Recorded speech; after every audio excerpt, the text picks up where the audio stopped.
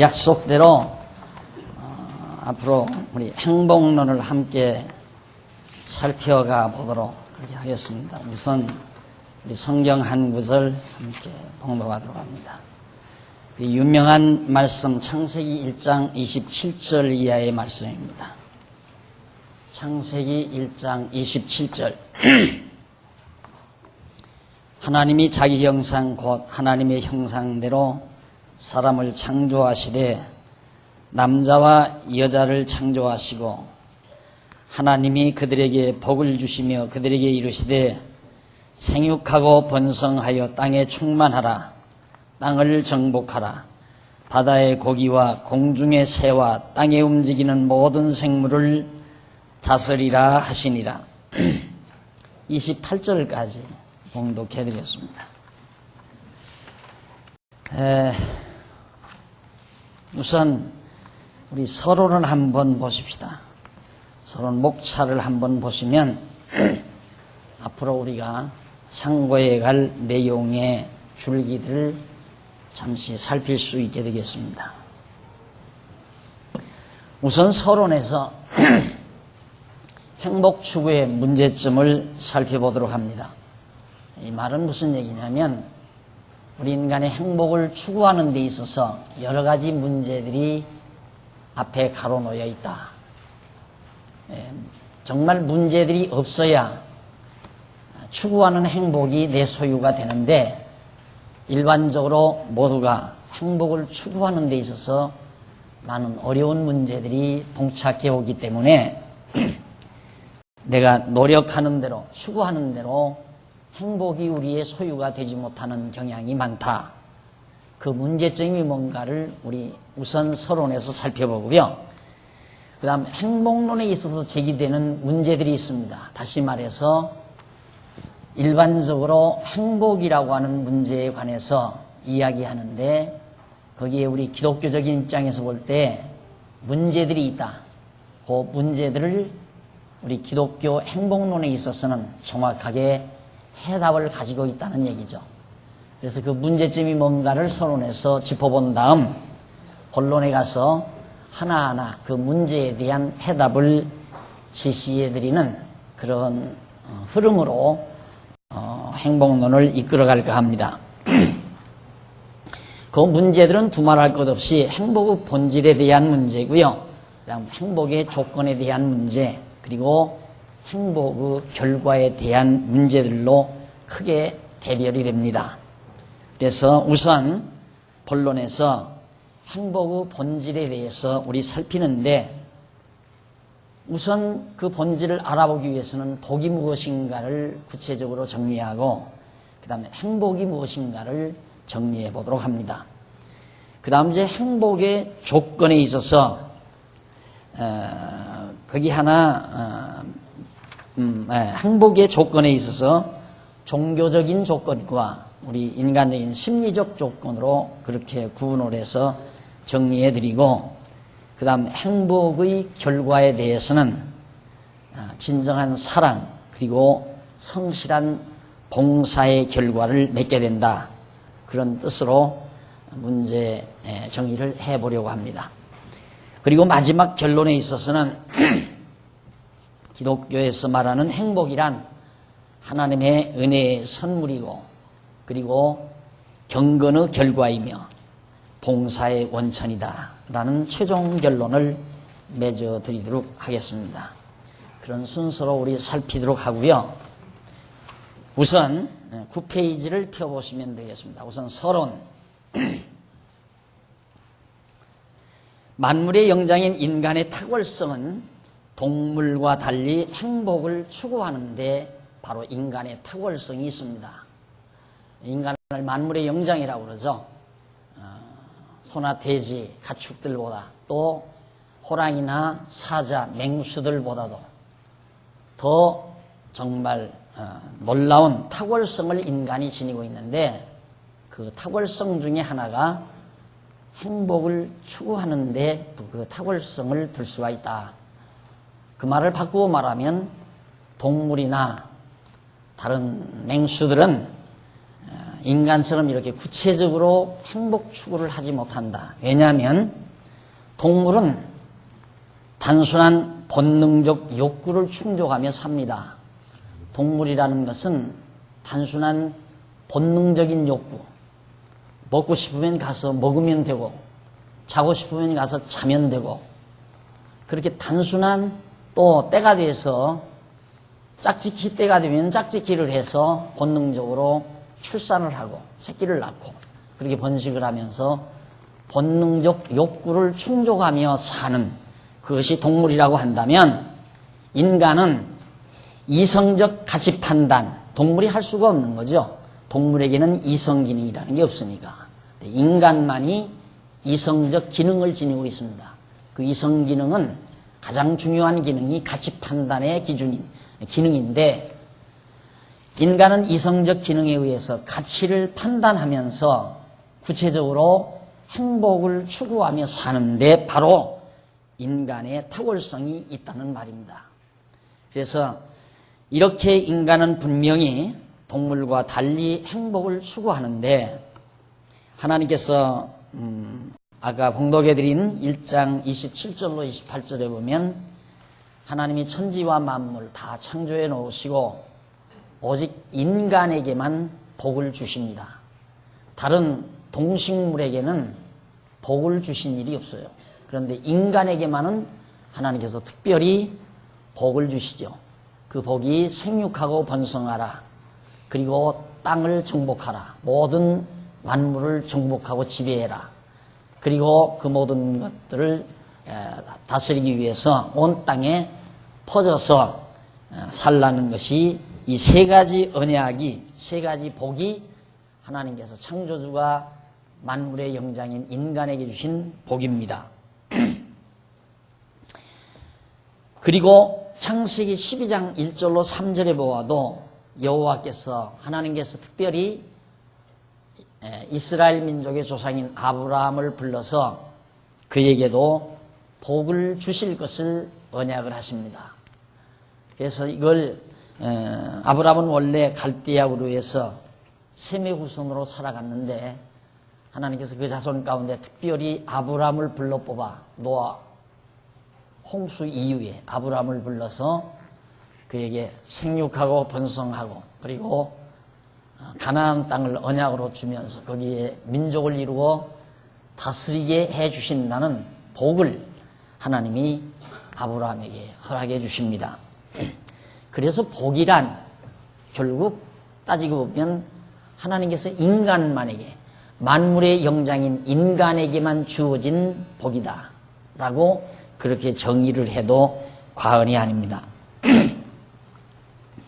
그런데 그 하나님이 주신 복이기에 인간은 끝없이 그 복을, 행복을, 그 복을 누릴 수 있는 행복을 추구하며 사는 존재다. 그렇게, 그러면 행복을 추구하는 데 있어서, 인간이 행복을 추구해 가는 데 있어서 문제점들이 몇 가지가 있습니다. 그 문제점은, 대부분의 인간은 각자의 개성적인 취향에 따라서 다양한 방법으로 행복을 추구하며 살아갑니다. 아, 나는 이렇게 하면 행복하겠다. 자기가 가치 판단을 하는 거죠. 내가 이 세상에 출생해서 철이 들게 되면, 아, 내가 이러이러한 꿈을 이상을 펼치고 이렇게 모든 것들을 내가 목표하는 바를 이루면 행복하겠다라고 하는 자기 나름의 가치 판단이 있습니다. 그래서 다양한 방법으로 행복을 추구해 가요. 예를 들면 어렸을 때 막 이제 하나의 꿈이 자라날 때에는 대부분 이제 아이들을, 지금 여기 와서 아이들이 노래를 불렀잖아요. 노래를 부르고 박수갈채를 받으면, 아, 참 좋다. 나는 이보다도 앞으로 더 노래를 잘하는 음악가가 돼서 세계적인 음악가가 돼야 되겠다. 그래서 온 세계인들의 찬사를 받으면 내가 굉장히 행복한 존재가 되겠구나. 그래서 그런 생각을 한 사람은 자기의 행복을 얻기 위해서 끝없이 노래 연습을 하게 되고 음악을 전공하게 됩니다. 또 그림을 그려서 행복을 추구하려고 합니다. 어떤 사람은 대단한 문학작품을 만들어서 행복을 추구하는 자들도 있고, 어떤 사람들은 대단한 정치가로서, 또한 법률가로서, 또는 사업가로서, 또는 종교가로서 여러 가지 다양한 방법으로 자기 가치 판단에 의하여 행복을 추구하며 사는 그런 삶이 인간의 삶의 모습이라고 할 수 있습니다.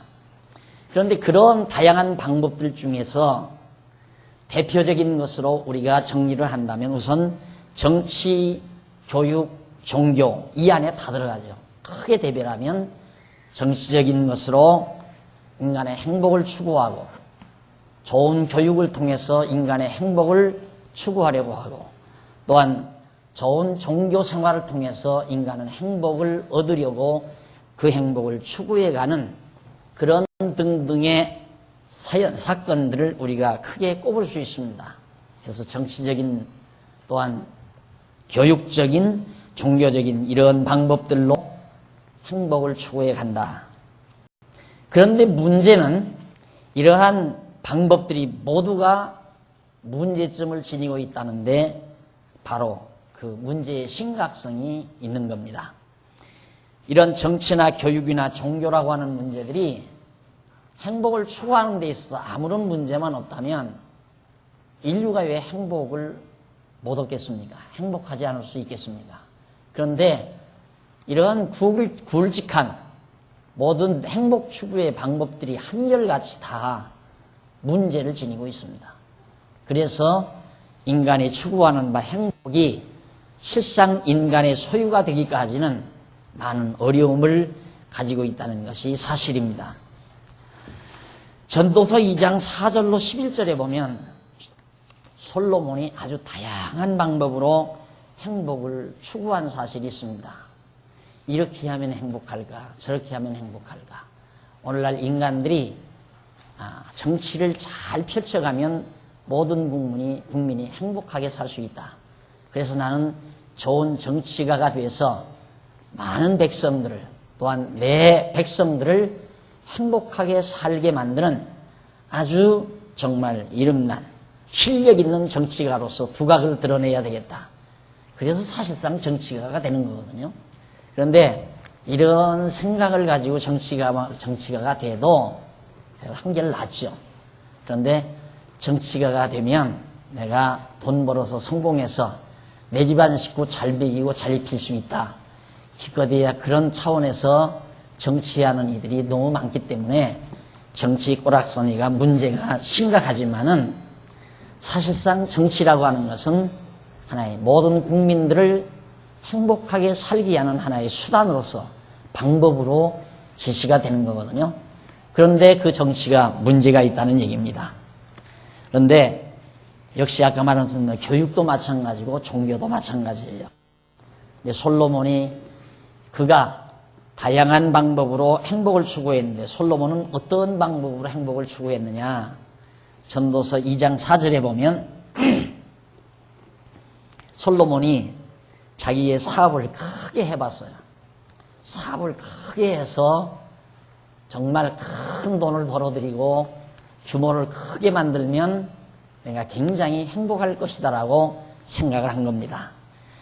그래서 내가 나를 위하여 집도 짓고 사업을 크게 해서 집도 좀 잘 지어보고 포도원도 좀 잘 갖고 보고 그리고 여러 동산과 과원을 만들고 전원을 만든다 이 말입니다.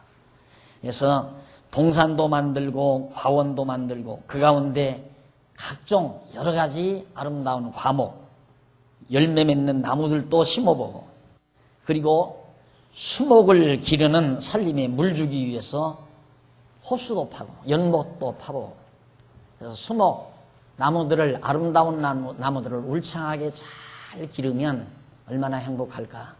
그래서 그 나무들을 기르려면 물이 필요하잖아요. 그래서 물을 저장하기 위해서 바로 저수지를 만든다. 연못도 만들었다. 호수도 만든다. 그리고 노비는 그렇게 하자면 일꾼이 많아야 되잖아요. 사람이 없으면 안 돼요. 종업원들이 많아야 되니까 그래서 노예들은 사들여 오기도 하고 집에서 결혼시켜가지고 노비가 계속 생산하게도 만들고. 이게 노동력이 모자랄 리가 없죠. 모자라면 외국에서 종들을 사들여오고, 그리고 그 종들끼리 결혼시켜서 낳으면 그건 여전히 종이니까.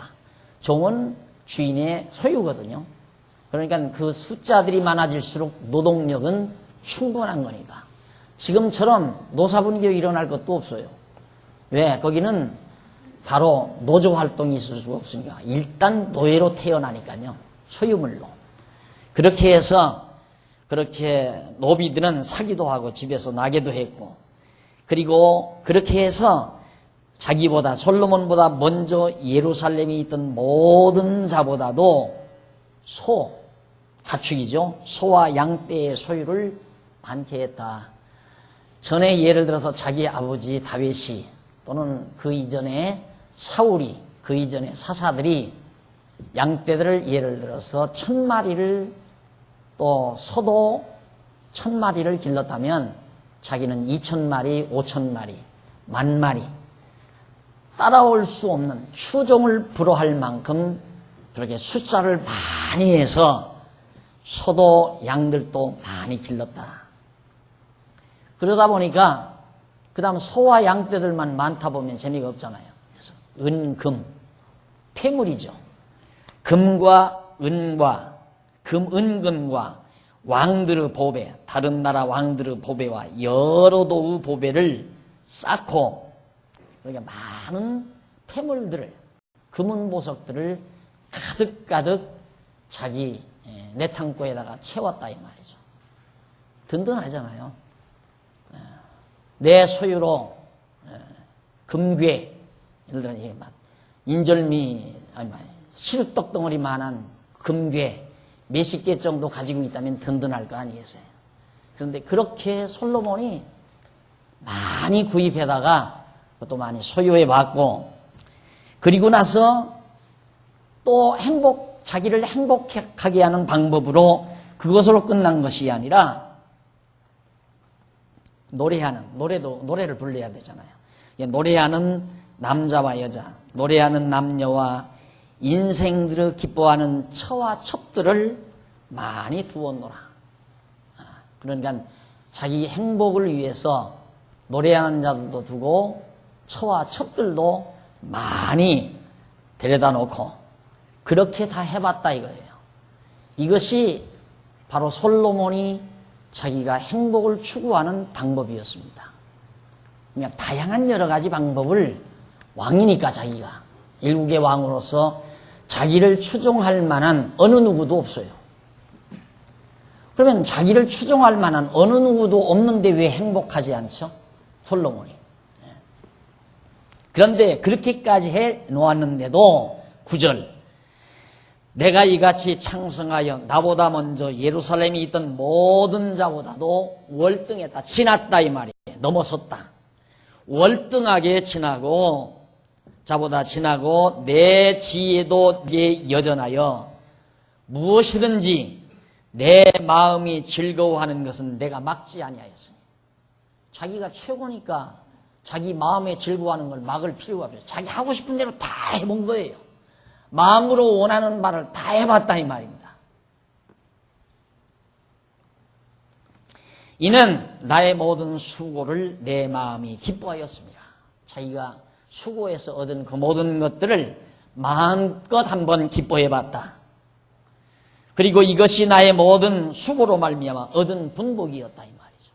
그래서 이런 모든 거 자기가 원하는 대로, 갖고 싶은 대로, 하고 싶은 대로 다 해서 했는데 그것이 자기에게 주어진 복이었는데, 그 후에 자세히 살펴보니까 그 후에 본즉 11절, 그 후에 본즉 내 손으로 한 모든 일과 수고한 모든 수고가 다 헛되어 바람을 잡으려는 것이며 해 아래서 무익한 것이더라. 아무 유익이 없는 것이더라.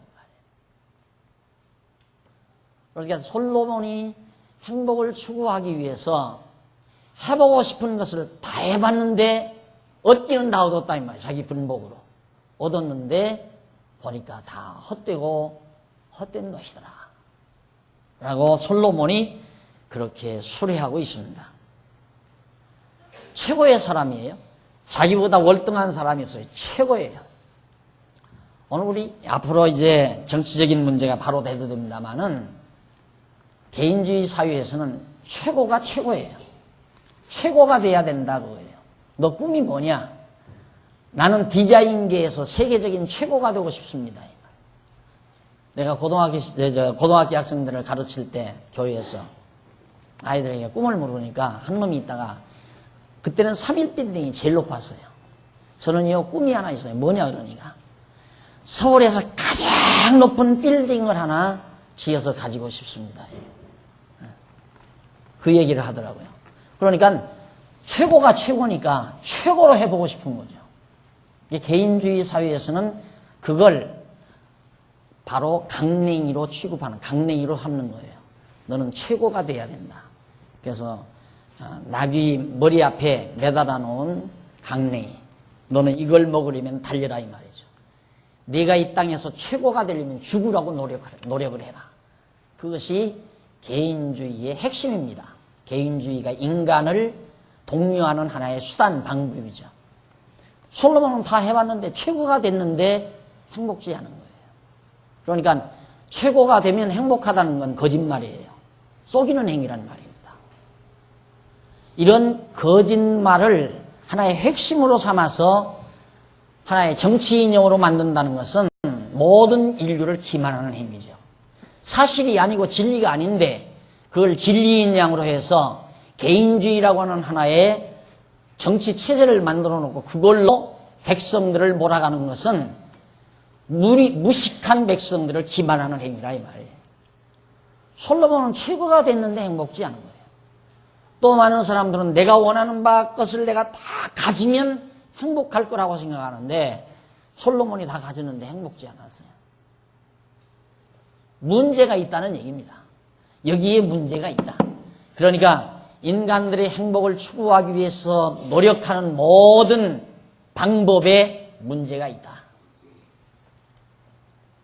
그래서 아까 말씀드렸죠. 인간은 모두가 행복을 추구하며 살아가는데 다양한 방법으로 자기 개성 따라 다양한 방법으로 행복을 얻으려고 노력하는데 그 방법들 모두가 다 결국 문제를 안고 있다는 것이 심각한 문제다. 우리는 솔로몬이 말한 전도서 2장 4절로 11절에서 우리가 경험하지 않았어도 다 해보지 않았어도 이미 우리는 확신할 수 있습니다. 만약에 우리가 다 경험해야 된다고 한다면 경험하면 끝난 거예요. 경험을 다 했다고 하는 건 끝났다는 얘기예요. 우리 인간은 한없이 그렇게 합니다. 내가 지금 60대까지 경험을 했는데 아직도 포기하지 않는 것은 예를 들어서 60대까지 경험을 쌓으면서도 내 꿈을 못 이루었다 이거예요. 그래 불행감이 쌓이잖아요. 그런데도 여전히 그걸 버리지 못하는 건 지금까지는 안 됐지만 70대까지 하면 될 수 있다고 하는 어리석음 때문에 계속 밀어붙이는 거예요. 그래서 70대까지 계속 노력했는데도 못 얻었다 이 말이에요. 그럼 이미 그때는 죽을 날이 다가오는 거죠. 그러니까 내가 경험을 다 해야만이 깨닫는다는 말은 인생을 다 헛되게 산 후에만이 결국 깨닫는다는 얘기입니다. 다 살아본 다음에야 그때야 내 꿈이 맞아 떨어졌다 하든가 나는 인생을 헛살았다 하든가 둘 중에 하나일 거 아니에요. 그런데 둘 중에 하나 중에 헛되고 헛되다는 결과가 그것이 정확한 해답이에요. 살아보고 나서는 만사가 다 헛된 일이었구나. 그 해답이 정확한 해답이라 이 말이에요. 그런데도 우리는 지금 40대에서 50대에서 60대에서 아니야. 나는 지금 더 노력해서 이루면 분명히 나는 행복할 거야. 나는 여한이 없이 세상을 살 수 있을 거야. 이런 어리석은 생각을 가지고 삶을 밀어붙이는 것이 우리들의 삶의 모습이란 말입니다. 지금 아닌데, 지금 내가 지금까지 쏘가 살아왔는데, 어리석게 살아왔는데도 그것이 내가 생각하는 바가 틀렸다고 생각하지 않고 계속해서 그 방법대로 행복을 추구하며 사는 것은 앞으로 될 가능성이 있다라고 생각하는 어리석음 때문이다 이 말이에요. 우리는 경험한 다음에는 이미 끝난 거예요. 왜? 인생을 다시 돌이킬 수 없으니까. 한번 살고 나서 돌이킬 수는 없는 거예요. 그렇기 때문에 우리가 솔로몬이 남겨준 이 말씀을 우리가 한번 살펴보고 나서 맞다. 그렇다면 정말 솔로몬이 한 이 말이 자기가 세상의 최고요, 최고의 권력자요, 최고의 부호요, 또한 자기 하고 싶은 대로 자기의 욕구대로 다 이뤄본 자요. 그런 자가 자세히 살펴보니까 다 헛되고 헛되더라. 그 말이, 그 해답이 정확한 해답이라고 한다면 그러면 도대체 어떻게 해야 우리는 진정한 행복을 추구할 수 있는가? 행복을 얻을 수 있는가? 그게 우리에게 문제로 남는 거 아니에요. 그 문제를 풀어가자는 얘기입니다. 그 해답을 우리는 얻어보자는 것이 기독교 행복론의 목표예요. 그럼 먼저 앞에서 말한 대로 정치, 교육, 종교 등의 문제들, 정치나 교육이나 종교 등의 방법을 통해서 인류의 행복을 꿈꾸어 보지만은 그 가운데 먼저 정치적인 문제점이 뭔가? 한쪽 가로 1번 나오죠? 인간은 다양한 정치적 방법을 통하여 행복을 추구합니다. 그렇죠? 정치 왜 합니까? 백성들을 행복하게 하려고. 내 백성들을 다 행복하게 살게 하려는 것이 정치의 목표죠. 그래서 그 정치를 이렇게 하면 행복할까, 저렇게 하면 행복할까. 그래서 정치하는 자들이 정책을 개발합니다. 이렇게 하면 모두가 행복하겠다. 이렇게 정치를 하면 모두가 행복하겠다. 그래서 정치 체제를 바꾸기도 하고 때로는 역시 정책을 바꾸어 가기도 하고 정책을 바꾸어 보기도 하고 정치 체제를 바꾸어 보기도 하고. 그런데 문제는 정치 체제는 정책은 정치 체제에 따라오죠. 정치 체제가 바뀌어지면 그 정치 체제에 맞는 정책이 뒤따라오게 되어 있습니다. 그래서 그런 정책을 펴서 백성들을 행복하게 하려는 건데 그 방법들 중에 그 정치 체제의 방법들 중에는 대표적인 것으로 사회주의 정치 체제와 개인주의 정치 체제를 크게 꼽을 수가 있습니다. 개인주의 정치 체제와 사회주의 정치 체제. 우리 이 땅 위에 자리 잡고 있는 정치 체제가 이 두 가지예요. 크게 사회주의 정치 체제, 개인주의 정치 체제.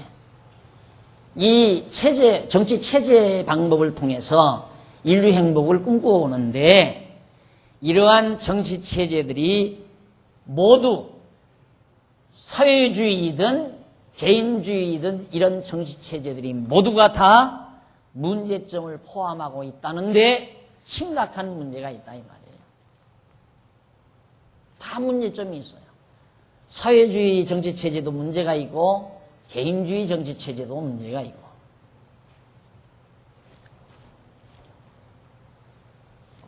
우리가 이런 문제들을 정리하지 않고 기독교 행복론을 정리한다면 우스운 거죠. 왜 인류가 정말 모두가 행복하게 살 수가 없는가? 왜 인류가 그렇게도 바라고 기대하는 행복은 인간의 소유가 되지 않고 있는가? 그 원인은 어디에 있는가? 바로 그 추구 방법 자체에 문제가 있기 때문이다. 1차적으로 정치적인 문제가 있다 이 말이에요. 사회주의나 개인주의가 다 그 정치체제가 행복을 추구하는데 문제점을 안고 있는데 그 문제점을 가지고 있는 정치적인 체제로 백성들의 행복을 추구해 가려고 한들 문제가 있는데 행복이 추구되겠느냐, 행복이 얻어지겠느냐 이 말이죠. 불가능하죠. 안 되는 거라 이 말이죠. 그래서 이날것 허다한 이상적인 정치를 펴겠다고 숱한 정치인이 나타나지만은 모두가 다 백성에게 실망을 안겨줄 수밖에 없죠. 문제가 있기 때문에. 그래서 우선 그러면 사회주의 정치체제의 문제점은 뭔가? 양쪽 가로 1번 나옵니다. 사회주의 정치체제는 사회의 부, 사회가 가지고 있는 부요, 많은 물질, 재물, 부를 생산하는 데 필요한 재산의 사회에 의한 소유와 노동의 바탕을 둔 공정한 사회를 실현하기 위한 정치체제. 그러니까 사회주의란 뭔가 모든 재물의 소유주가 사회다, 이 말. 국가사회, 국가가. 그리고 국가가 가지고 노동의 바탕을 둔 공정한 사회. 똑같이 일하고 똑같이 분배해서 사는 사회. 그래서 모두가 다 공평하게 살아가는 사회. 그것이 사회주의 정치체제의 이념이란 말입니다. 그러니까 얼른 들으면 얼마나 좋아요. 얼른 들으면. 그렇지. 모든 재물은 국가의 소유로 해놓고 국가가 모든 국민에게 골고루 노동을 바탕으로 해서 노력한 만큼 대가를 지불해서 모든 백성들이 골고루 먹고 살 수 있으면 도둑질하는 사람도 없고 잘난 척하고 남을 멸시하는 사람도 없고 다 평등하니까 얼마나 행복할까. 그래서 그런 정치 체제를 만들어서 인간의 행복을 추구해 보려고 노력하는 것이 바로 사회주의 정치 체제입니다. 그런데 이러한 정치 체제는 사회 구성원, 백성들이죠. 사회 구성원의 경쟁력을 약화시켜요. 경쟁력은 서로 잘하려고 하는 노력을 약화시킨다면 서로 잘하려고 할 거 없잖아요. 예를 들어서 10명이 똑같은 노동 현장에 가 있습니다. 오늘 하루 일하면 5만 원씩을 받기로 하고 노동 현장에 10명이 가 있어요. 거기에서 10명이 서로 잘하려고 노력한다면 그건 바보들이죠. 그렇잖아요. 10명이 노동 현장에서 서로 잘하려고 하네요. 누가 조금 열심히 하면 이 사람아 몸 아껴 몸 그렇게 잘난 척하지 마. 도리어 열심히 하려는 사람이 바보 취급을 받는 사회죠. 그렇잖아요. 이렇든 저렇든 해 떠서 지면 5만 원인데 적당히 하라 이 말이 적당히. 그러니까 서로 경쟁할 필요가 없죠. 경쟁한다면 어떤 경제? 후퇴하는 경제죠. 네가 10번 다녀오면 나는 적당히 9번만 다녀오겠다. 네가 물건을 10번 나르기 위해서 왔다 갔다 하면 나는 될 수만 있으면 한 번이라도 덜, 아니면 2번이라도 덜. 저 사람보다 덜 하려고 경쟁하는 거죠. 그럴 거 아니에요? 자연히. 그러니까 사회주의라고 하는 것은 인간의 성선설, 인간은 기본적으로 선하다고 하는 걸 전제로 하고 시작하는 거예요. 그러니까 모두 인간은 선하기 때문에 악한 건 왜 악하냐? 배고프니까 악해지는 거다 이거예요. 그러니까 사람이 악하게 되는 건 사회 책임이다. 악한 사회가 악한 인간을 만드는 거다. 모두가 배고프지 않으면 도둑질하는 사람도 없을 거 아니냐. 이론적으로는 그럴듯합니다. 그런데 이제 말씀드린 대로 노동 현장에 5만 원씩 받기로 10명이 들어갔으면 서로 잘하려고 노력하는 것이 아니라 조금이라도 덜 하려고 노력한다 이 말이에요. 그래서 경쟁력이 역을 약화시켜서 노동력의 둔화와 경제의 침체를 가져온다는 건 당연하죠. 자꾸 노동은 덜하게 되고 경쟁력은 없어지니까 경제적인 침체가 와지는 거 아니겠어요? 그 결과 총체적인 사회적 빈곤에 의한 혼란과 개인의 삶에 대한 의욕상실, 그 결과 경제적인 침체로 어떤 결과가 나오는가? 총체적인 사회적 빈곤, 사회 모두가 가난해져 버려요. 이북 땅 마냥, 북한 땅 마냥 모두가 다 가난해져요. 그러다 보니까 혼란과 개인의 삶에 대한 의욕이 상실돼 버려요. 너무 가난하니까 이제 소망이 없잖아요. 어디다 어떻게. 그러니까 절망 상태에 들어가요. 우리 현실도 보십시오. 너무 빈부격차가 극심해지다가 보니까 끔찍한, 이건 정말 서구 영화, 서구에서 유행하고 있는 아주 그 폭력 영화에서나 상상으로 나타날 수 있는 연쇄살인, 20여 명이 넘는 사람의 연쇄살인 사건, 그건 우리는 상상도 못한 거죠. 그런데 참 사람들 보십시오. 이제는 그 폭력도 점점 더 엽기적으로 변해져야 볼맘이 나죠. 과거처럼 뭐 이렇게 주먹으로 한 펀치해서 상대방을 KO시켜가지고 넘어지는 권투 같은 건 요즘 안 보잖아요. 나 어렸을 때만도 기밀이 레슬링. 이거 한다 하면 뭐 불을 쓰고 보죠. 네. 그리고 권투 경기 한다면 막 그 시간은 죽어도 안 빠지고 보죠. 근데 요즘 레슬링 경기 누가 봅니까? 레슬링 경기 장난친다고 하고요. 권투 경기도 안 봐요. 요즘. 시시하니까. 지금은 어떻게 막 엽기적인 살인사건 같은 것들 막 피투성이가 되고 막 그냥 잔인무도해야 그런 영화가 나와야 막 오싹오싹 하면서 피서철에 영화관에 들어가서 그 영화 보고 앉아있거든요. 사람들이 그래야 스릴을 느끼고. 그만큼 인간이 잔인해지는 겁니다. 그러니까 이 사회적인 이런 도덕적 문란, 사회 혼란, 이게 와지는데 무슨 놈의 행복이 있겠어요? 그러니까 사회주의가 행복을, 온 백성들의 행복을 가져다 준다고 호언장담했지만은 결국에는 온 백성을 불행으로 몰아넣은 결과가 왔다는 것은 근대사가, 근대 공산주의 역사가 우리에게 잘 말해주고 있고, 근대 사회주의 국가의 근대사가 우리에게 웅변으로 제시해주고 있는 겁니다. 절대 안 된다. 사회주의 정치체제로는 인간에게 절대 불행을 안겨다 주는 것이지 행복을 안겨다 줄 수가 없다. 그래서 결국 사회적 붕괴를 불러오는 결함을 가지고 있는 것이 바로 사회주의 정치체제의 모순이자 문제점으로 남는 겁니다.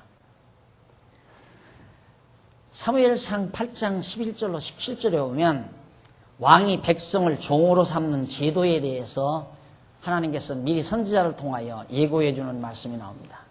왕정제도, 왕정제도에 대한 모순을 잘 밝혀주는 거예요. 하나님께서 세우시는 왕, 다윗 왕가와 하나님이 세우시지 아니하는 인간왕, 사울왕과의 차이점을 잘 말해주고 있습니다. 백성들이 왕을 세워달라니까 하나님께서 그러면 너희들이 세워달라는 그 왕을 세우면 그 왕이 어떻게 행동을 하는가? 백성들의 의견에 따라서 하는 것이 아니라 왕이 통치권을 가지고 자기가 다, 그러니까 국가가 완전히 모든 권한을 가지고 백성들을 다스려가는 그런 제도, 그것이 바로 지금 여기 사무엘상에서 밝혀주고 있는 왕정제도입니다. 거기 보면 11절에 8장 11절에 이런 말씀이 나와요. 너희를 다스릴 왕의 제도가 이러하니라. 너희를 다스릴 왕의 제도, 그러니까 사회주의 체제와 같은 거예요. 그가 너희 아들들을 취하여 그 병거와 말을 어긋게 하리니 노예로 삼는다 이 말입니다. 그러니까 국민을 다 국가의 노예화 시킨다 이 말이에요. 그들이 그 병거 앞에서 달릴 것이며, 그러니까 국민 백성들은 다 왕의 종로로 타고, 그가 또 너희 아들들로 1000부장과 50부장을 삼을 것이며 자기 밭을 갈게 하고 자기 추수를 하게 할 것이며 자기 병거와 병거의 제구를 만들게 할 것이며 완전히 왕국의 노예로 삼는다. 백성을 나라의 노예로, 나라의 종으로 삼아버린다, 백성을. 그가 또 너희 딸을 취하여 향료 만드는 자와 요리하는 자와 떡 굽는 자를 삼을 것이며, 딸들은 데려다가 이렇게 음식을 만들게 하고 향료를 만들게 하고 빨래도 시키고, 쉽게 말하면 그가 또 너희 밭과 포도원과 감나무는 제일 좋은 것을 취하여 자기 신하들에게 줄 것이며, 백성들로 하여금 농장에 가서 일해서 농산물 생산하게 해가지고 거기서 좋은 것을 다 빼앗아다가 왕궁에서 다 사용한다 이 말이에요. 사회주의 국가가 바로 그런 거라니까, 사회주의 국가가. 그리고 그가 또 너희 곡식과 포도원의 소산의 11조를 취하여 자기 관리와 신하들에게 줄 것이며 백성들에게 세금을 10의 1이라고 하는 과다한 세금을 부여해서 그걸 가져다가 자기 왕궁에서 다 사용한다. 그가 또 너희 노비와 가장 아름다운 소년과 나귀들을 취하여 자기 일을 시킬 것이며, 좋은 것은 다 국가가 다 가져간다 이 말이에요. 외정시대 보면요, 일본 외정시대 그때 살 때 보면 농사지면 그 좋은 쌀과 보리들은 전부 다 가져가요. 다 뺏어가요. 한토록 남기지 않고 다 가져갈 거예요. 저희 아버지가 자녀들은 많고 자녀들을 많이 낳아서 기르는데 논농사를 지어가지고 가을에 벼를 거두어서 이제 갖다 놨는데 전부 다 공출을 해야 되잖아요. 공출이라고 그러죠. 전부 일본 사람들에게 바쳐야 한다 이 말이죠. 그러니까 안 바치고 그거 바쳤다가는 어린 자식들 다 굶겨주게 생겼으니까 부엌에 나무 놓는 자리가 있어요. 부엌에 들어가면 그 나무 놓는 자리 나무를 다 꺼내고 그 자리를 깊이 아버지가 파더라고요. 파더니만 이런 아람들이 항아리 있죠. 이 아람들이 항아리를 2개를 거기다 딱 묻어놓고 거기다가 벼를 가득 다 채워놓고는 덮어서 안반을 덮고 흙을 덮고 나무를 갖다 쌓는 거예요. 근데 일본 사람들이 눈치는 못 채겠습니까? 분명히 농사를 지었는데 벼가 안 나온다 이 말이에요. 그러니까 대창을 가지고 들어오는 무슨 대창 막 사람들에게 대창을 줘서 가지고 들어오게 하더라고요. 자기들은 총을 메고 그러니까 집 구석구석 뭐 마루 밑에 그다음 대청마루 밑에 뭐 토방 마당 구석구석 담장 밑 전부 찌르고 돌아다녀요. 바깥 다 그렇게 조사하더니만 나중에 부엌 안으로 들어와서 거기를 찌르는데 꽝 찌르니까 쿵 하잖아요. 가슴이 철렁. 제가 그걸 봤거든요. 다 가져갔어요. 다. 그럼 못 먹고 살아요. 그러고는 가져다 주는 게 뭐냐면 시퍼렇게 곰팽이가 낀 콩괴목, 얀만장까지 이 맷돌짝 같은 콩괴목이에요. 둥근 콩괴목. 시퍼렇게 곰팽이가 쓴 거예요. 그걸 먹고 살으라고 가져다 주는 거예요. 그것이 바로 제국주의, 사회주의 국가가 지향하는 하나의 백성들에 대한 혹독한 학대란 말이에요. 바로 제국주의라는 건 사회주의 체제와 같은 거거든요. 국가를 위해서 충성하라 이 말이에요. 국가를 위해서. 모든 국민은 국가를 위해서 희생하라. 그게 사회주의 국가라 이 말이에요. 사회주의 체제. 국가주의, 사회주의. 그런데 여기 지금 사울 왕이 되면 그렇게 한다. 일러줘요 하나님께서. 내가 세우는 다윗이 왕이 되면 그렇지 않지만 너희가 요구하는 사울을 왕으로 세우면 그가 너희들의 걸 모두 다 뺏어다가 왕궁에서 자기의 욕구를 충족하고 너희들을 괴롭힌다. 너희 양떼의 10분의 1을 취하리니 너희가 그 종이 될 것이다. 백성들은 나라의 종으로 삼는다. 지금 북한 체제가 그거 아니에요? 사회주의. 북한만이 아니라 사회주의 체제는 모든 국민은 국가를 위해서 충성하고 생명을 던져야 된다. 국가를 위해서 개인보다도 국민보다도 우선하는 것이 국가라고 하는 거예요. 그게 사회주의 체제라. 그것 가지고 인간을 행복하게 해보려고 그 왜 나왔는가? 과거 왕정체제라든가 지난날의 정치체제가 또 민주주의, 서구의 민주주의 체제가 너무 빈부격차만을 낳아놓으니까 그래서 칼 막스가 바로 새로운 경제 이론을 만들어내면서 사회주의 정치체제가 만들어진 거란 말입니다. 이 자본주의 체제, 개인주의 정치체제는 빈부격차만을 극대화시킨다. 그것은 절대 행복을 가져다 주지 못한다. 그래서 사회주의를 들고 나오고 바로 공산주의 체제하에서 사회주의 정치체제를 답습하고 나온 것이 바로 지난날 소련, 중국 그리고 대표적인 지금까지 남아있는 북한의 정치체제입니다. 그걸 어떻게 백성이 행복하겠느냐 이 말이에요. 안 되잖아요. 그렇다면 개인주의 정치체제는 어떤가? 개인주의 정치체제는 진정 오늘 우리에게 행복을 가져다 줄 수 있을까? 다음 시간 우리 생각해 보기로 하고 오늘 강의는 여기서 마무리하도록 하겠습니다. 기도하십시다. 살아계신 하나님 아버지, 은혜와 사랑을 감사합니다.